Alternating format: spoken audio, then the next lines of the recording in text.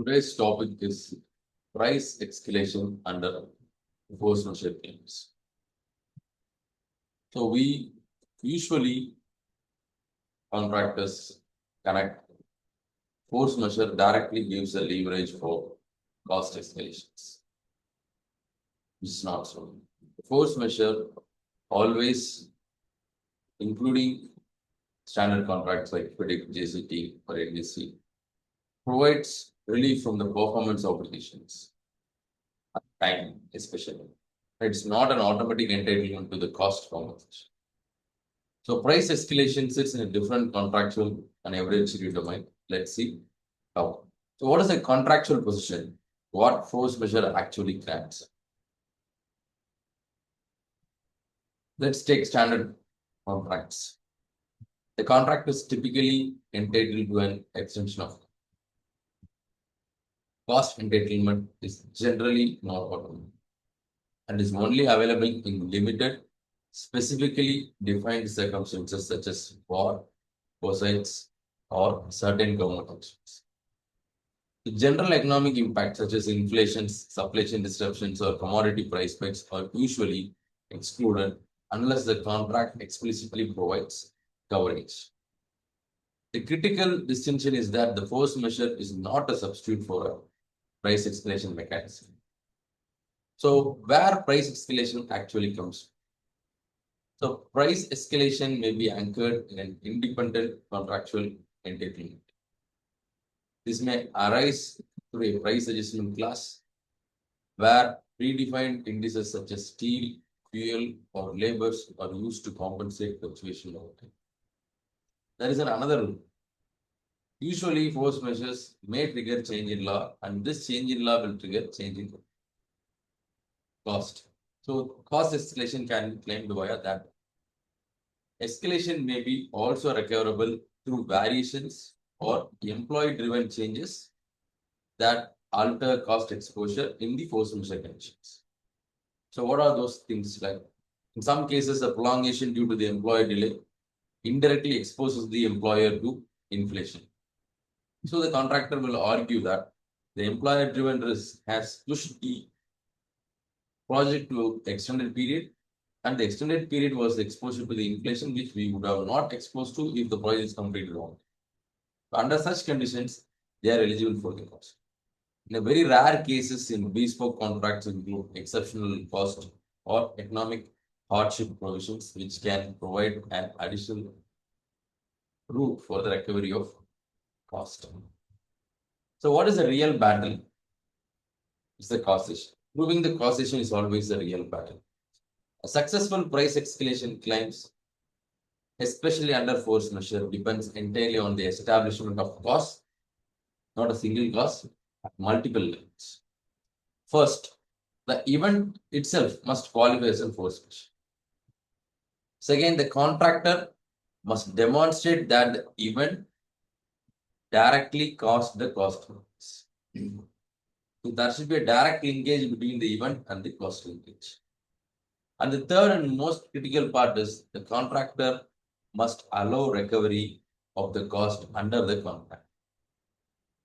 Failure to establish any one of these links will result in rejection of the claim. Practical scenarios. So, in a typical pandemic scenario, even if force majeure is accepted, the material prices increases such as steel may not be recoverable if the contract lacks a price adjustment clause or excluded cost from force majeure. In contrast, where geopolitical events disrupt supply chains, and the contractor can demonstrate that the lack of alternative sourcing and direct cost impact partially recover may be achieved in terms of cost. So if the contract allows cost compensation under the contract, then this is possible. So a more powerful position arises where the employer delay overlaps with the force majeure events. So in such cases, the contractor can argue that if the employer delay was not there, we would have not exposed to the force majeure situation. We have seen many cases, especially in COVID, that there will be an employer delay initially, and that would have affected the critical path, and the project would have extended, and the extended project will be exposed to a force majeure. So in that case, the contractor can hardly argue that the employer driven delays as forced for the force majeure impact. It will be vice versa also. The contractor's delay would have pushed the project into force majeure. In that case, the contractor himself cannot enjoy the force majeure even for time extension. So that's a different case. We'll discuss that different. So evidentiary strategy. So end of day, everything cites down to evidence. Might have a cause, you might have an qualified force majeure event. You can link the cost escalation with the force majeure. You may have an entitlement under contract. All are okay. So end of the day, what converts this into a cost for a contractor is evidences. So a strong claim requires a clear evidence of the baseline pricing at the tender stage, supported by the supplier's quotation and cost assumptions, and it must be backed up by the contemporaneous records as the supplier correspondence like shortage notifications, price escalations from the supplier. So how the procurement became difficult under the force majeure situation, everything must be demonstrated. And market data plays a critical role. So including the commodity indices. The indices are available in the market, like the steel price indices, copper price indices. So if you have large number of cables, the copper price affects your project. If you have a large structural steel prices affect, cement prices affect. So that has to be demonstrated. Finally, the cost segregation is essential to isolate force majeure driven escalations from normal inflations. Under lump sum contracts, you are not eligible for the normal inflations because that is the nature of the lump sum contract. It should consider the inflations for the period of 2 years or 3 years when the project is going to finish. Risk allocation, the real contractual pattern. Contract itself is a risk allocation mechanism. In most EPC and lump sum contract, price risk is allocated to the contract, while the time risk for force majeure is shown. The employer's strategy of strongly resisting the escalation claims because allowing them will undermine the commercial certainty of the lump sum. Because the purpose of the lump sum contract is to have a lump sum price, and that itself gets defeated. So accepting such claims can set a precedent leading to broader financial exposure for the employer. Therefore, the contractors must avoid relying on equitable arguments and instead build claims strictly within the contractual form. So you have a contract and you have to promise what is eligible under the contract can be claimed. Strategic claim positioning. So a well-structured claim not just depends on force majeure clause. So instead, it is positioned through a layered approach like we saw earlier. So the primary reliance should be on any available price adjustment mechanism. Where this is absent, the contractor should shift the focus to the employee's delays leading to the production and the consequent escalation executions. So this can be further reinforced through change in law provisions or variation claims. For example, when variation claim arises that due to force majeure situation, if the employer asks for a different change in event, a change in scope due to the force majeure frequency, then that automatically becomes a variation.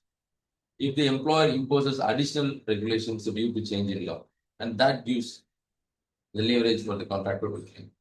So even though these are not directly connected with the force majeure or all ripple effect of the force majeures, and that gives a leverage for the contractors to go for a claim.